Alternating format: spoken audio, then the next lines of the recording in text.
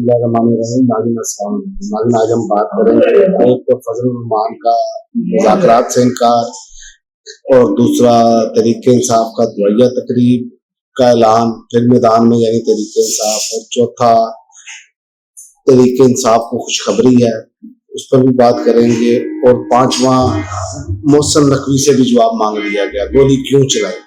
सबसे पहले बात करते हैं मौलाना फजल रहमान साहब जो है वो या तो रेस्क्यू कर रहे हैं या वो कुछ जेन्युइन मामला है, लेकिन बात यह है कि मौलाना फजल रहमान साहब ने हमेशा एस्टेब्लिशमेंट को और हुकूमती हलकों को हमेशा जो जिसे आप कह सकते हैं वो रेस्क्यू किया है हमेशा की तरह।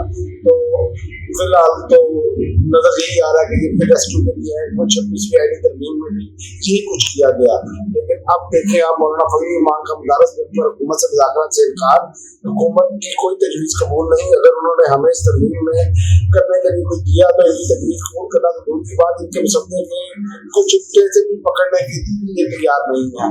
यानी मौलाना फजल रहमान दोबारा या ऐसे कह सकते हैं आप, एक ये थ्योरी चल रही है कि मौलाना फजल रहमान जो सारे डी चौक है उसको खत्म करने के लिए डी चौक की तरफ आना चाह रहे हैं, और दूसरा तहरीक इंसाफ फिर मैदान में आ गई। तहरीक इंसाफ में हुकूमत के हुकूमत का 25 दिसंबर को मीनार पाकिस्तान पर डी चौक शोधा की दुआया तकरीब करने का ऐलान। अब इसको कैसे रोकेंगे ये भी मसला है, ये दुआया तकरीब है, लेकिन इस हुकूमत से कोई भी तवक्को की जा सकती है। लेकिन केपी की हुकूमत ने शोधा तकरीब का ऐलान करते हुए चैलेंज भी किया है नौदीद को कि वो भी जलसा कर ले और हम भी इस रोज आपके जलसे से ज्यादा लोग निकलेंगे और साबित करेंगे कि इमरान खान के साथ है। तो ज्यादा तरीके से आपका अग्रेसिव मोड में फिर आ गई है।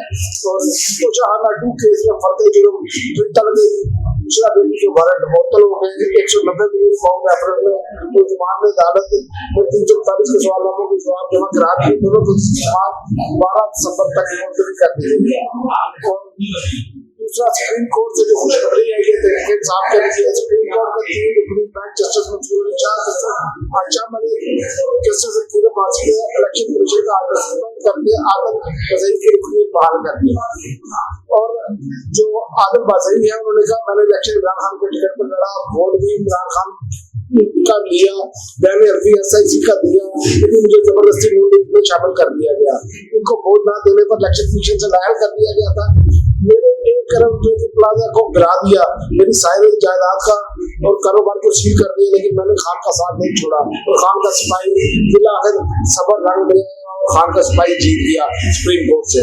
और एक और खबर है कि जवाब मांग लिया, मोहसिन नकवी जवाब दे, जरताज पुल में चिक्का मारा है। कौमी असम्बली कायमा कमेटी के इजलास में जरताज पुल के सवालात पर वज़ीर दाखिला मोहसिन नकवी से जवाब तलब कर लिया गया है। वज़ीर दाखिला बताए किसने हुक्म दिया कि 25 और 26 नवंबर को शहर पर सीधी फायरिंग की जाए। जरताज पुल ने वज़ीर कानून बताया कि कितने अफराद की मौत हुई है और कितने जख्मी हुए हैं।